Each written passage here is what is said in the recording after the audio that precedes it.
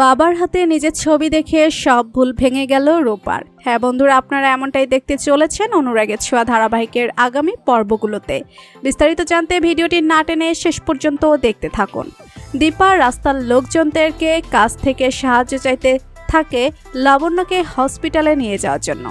লাবণ্য দূরে পড়ে আছে এমনটাই বলে দীপা রাস্তার লোকদেরকে।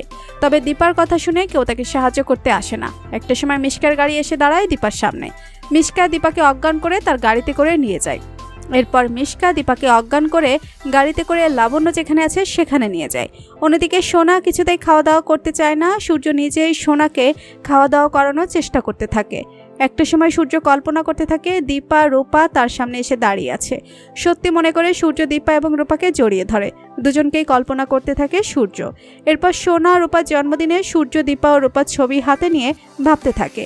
ঠিক সে সময় সূর্যের মনে হয় লাবণ্য তাকে কোনো খবর দেয়নি। কোথায় গেল লাবণ্য, আর কেনই বা লাবণ্য তাকে একটা ফোন করলো না। সূর্য যখন লাবণ্যের কথা ভাবতেছিল তখন মিশকা লাবণ্যের ফোন থেকে সূর্যকে মেসেজ দিয়ে বলে লাবণ্য কিছুদিন আশ্রমে থাকবে, দীপা এবং রূপাকে খুঁজে পায়নি। জানা গিয়েছে দীপা এবং রূপা মারা গিয়েছে। দীপা রূপার কোনো হদিস পাওয়া যায়নি। এজন্যই নিজেকে শান্ত করার জন্য, পরিস্থিতি সামলানোর জন্য কয়েকটা দিন সে আশ্রমেই থাকবে। এরপর দেখা যায় রূপা লাড্ডুর বাবা এবং গিন্নি মাসির সাথে শহরে আসে। রূপা নিজের বাড়িতে ফিরে আসে। বাড়িতে এসেই রূপা দেখতে পারে বাড়িটা সাজানো। সেখানে শুধুমাত্র সোনার ছবি রাখা, আর শুধুমাত্র সেখানে সোনার জন্মদিন পালন করা হচ্ছে। এরপর রূপা দরজার আড়ালে দাঁড়িয়ে সবকিছু দেখতে থাকে। সোনা নিচে নেমে আসে, মিডিয়াও সেখানে আসে। তখন মিডিয়ার লোকেরা সূর্যের কাছে জিজ্ঞেস করে, আপনার তো দুটো সন্তান, আজ আপনার দুজন সন্তানের জন্মদিন, আর একজন রূপা, সে কোথায়? মিডিয়ার প্রশ্ন শুনে সূর্য চুপ করে থাকে। সোনা রূপার নাম শুনে এবং মায়ের কথা শুনে আবারও রেগে যায়। কেকটা ছুঁড়ে ফেলে দেয় সোনা। সোনা যখন অসুস্থ হয়ে যায় তখন সূর্য বাধ্য হয়ে যায় সোনাকে বলতে তার একটাই মেয়ে যার নাম সোনা, আর আজ শুধু তার জন্মদিন। সূর্যের সকল কথা দরজার আড়াল থেকে শুনতে পায় রূপা।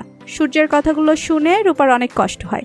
রূপা তার বাবার উপরে অভিমান করতে করতে বলে সে আর কোনোদিন তার বাবার কাছে ফিরবে না। তো বন্ধুরা, অনুরাগের ছোঁয়া ধারাবাহিকের আগামী পর্বগুলোতে যদি এমনটাই হয় তাহলে সেটা দেখতে তোমাদের কেমন লাগবে জানিয়ে দাও কমেন্ট করে। অনুরাগের ছোঁয়া ধারাবাহিকের পরবর্তী আপডেট পেতে আমাদের চ্যানেলটি সাবস্ক্রাইব করুন। ধন্যবাদ।